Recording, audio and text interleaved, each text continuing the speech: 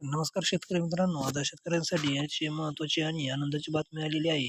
तालुकानिहाय शेतकऱ्यांना आता पीक विमा रक्कम आता जाहीर होणार आहे. यासाठी नोंदणी आणि प्रक्रिया कशी प्रकारचे केली जाणार आहे आणि यासाठी कधी सुरुवात होणार आहे, याचं आपण या व्हिडिओद्वारे जाणून घेणार आहोत. त्यासाठी चॅनलवर नवीन असाल तर चॅनलला सबस्क्राईब करून ठेवा, कारण लवकरच आपण असे नवीन अपडेट जाणून घेणार आहोत.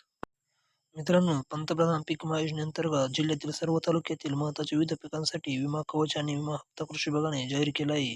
यामध्ये शेतकऱ्यांना केवळ ₹1 पीक विमा काढता येणार आहे. यामध्ये करण्यात आलेलं आहे निश्चित करण्यात आलेलं आहे.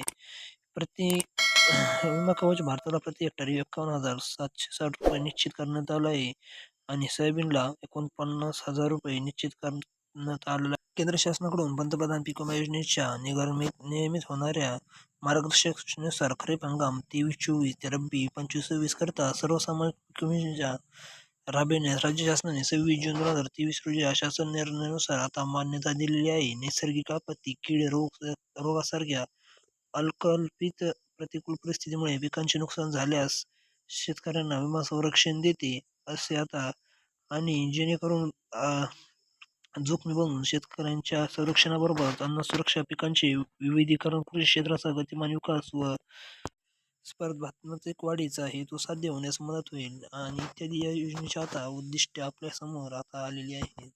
यातील आता योजनेतील प्रमुख वैशिष्ट्ये.